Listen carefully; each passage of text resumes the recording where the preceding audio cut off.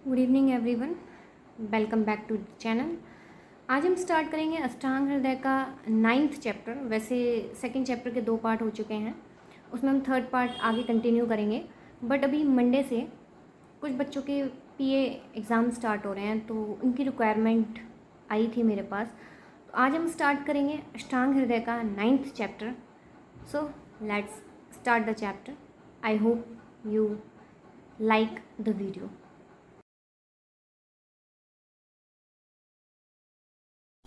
कोई द्रव्य मधुर आदि रस से कर्म करता है, तो कोई पाक से, कोई गुण से, कोई वीर्य से, तो कोई प्रभाव से कर्म करते हैं। आगे आपका है द्रव्य का स्वाभाविक बल।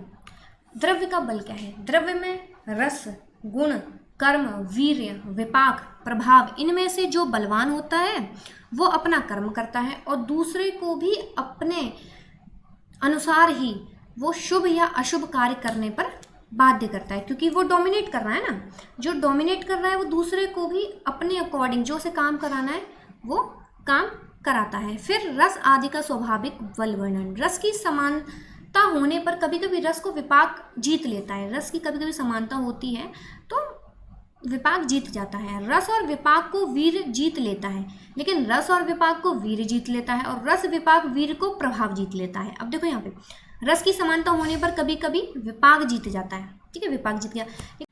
रस आदि का स्वाभाविक बल वर्णन। रस की समानता होने पर कभी कभी विपाक जीत जाता है, ठीक है, और रस और विपाक को वीर जीत लेता है और रस विपाक और वीर को प्रभाव जीत लेता है। यही रस आदि द्रव्यों का स्वाभाविक बल कहा जाता है। अब प्रभाव का वर्णन। यहाँ पे एक बहुत ही सुंदर सा प्यारा सा श्लोक दिया है आपकी स्क्रीन पर। रसादि साम्य यत् कर्म विशिष्टम तद प्रभावजम। रसादि साम्य यत् कर्म विशिष्टम तद प्रभावजम। दंती रसादिस्तुलायपि चित्रकस्य विरेचनी। मधुकस्य च मुदिका घृतम क्षीरस्य दीपनम। अब इसका तात्पर्य क्या है वो हम देखेंगे। रस एवं विपाक आदि की समानता होने पर भी उन द्रव्यों का जो प्रमुख कर्म है उनमें प्रभाव ही कारण होता है, प्रभाव की वजह से ही वो काम करता है।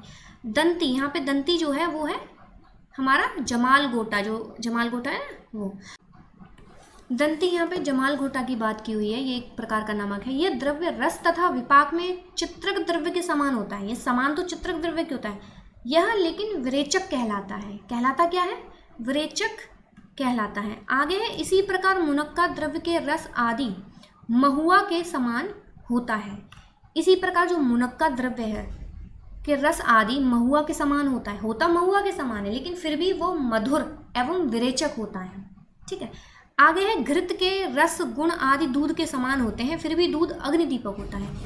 जो घृत है उसका रस और गुण दूध के समान होता है, लेकिन जो दूध है वो अग्निदीपक होता है, घृत अग्निदीपक नहीं होता है। आगे है द्रव्य आदि के कर्म। प्रत्येक द्रव्य में पंच महाभूतों के लक्षण होते हैं। हमने देखा किसी न किसी एक द्रव्य में कोई ना कोई एक पंच महाभूत प्रधान होता है।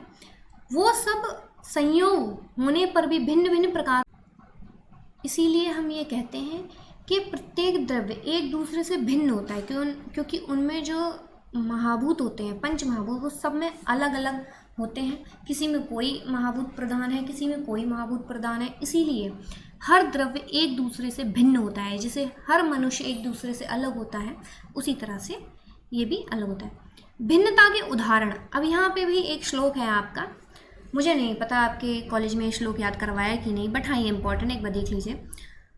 स्वादु गुरुश्च गोधूमो वात जिदवात क्रयम उष्ण मतस्या पय शीतम कटुसिंहो न शुकरम।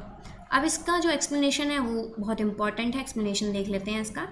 इसका एक्सप्लेनेशन है, जिस प्रकार गेहूं तथा जौ ये दोनों द्रव्य स्वाद में मधुर तथा गुरु होने पर भी जो गेहूं है वो वात कारक का शमन करता है, वात विकार का शमन करता है, और जौ वात कारक हो, तो होते दोनों यहाँ पे क्या है? मधुर होते हैं और गुरु होते हैं। लेकिन गेहूं जो है वो वात विकार का शमन करता है और जो जौ है वो वात कारक होता है। दूसरा जो एग्जाम्पल है वो है मत्स्य मासम स्वादु रसयुक्त तथा गुरु गुणयुक्त होने पर भी उष्ण कहा जाता है। ठीक है। उसी के समान रस तथा गुण से युक्त दूध शीतवीर्य होता है।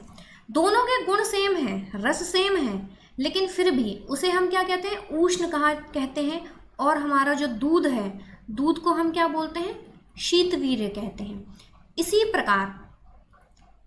प्रकार अगर हम देखें तो सिंह तथा सूअर का मांस मधुर एवं गुरु होता है, लेकिन फिर भी विपाक की दृष्टि से अगर हम देखें तो हमारा जो सिंह का मांस होता है वो कटु होता है तथा सूअर का जो मांस होता है वो मधुर होता है।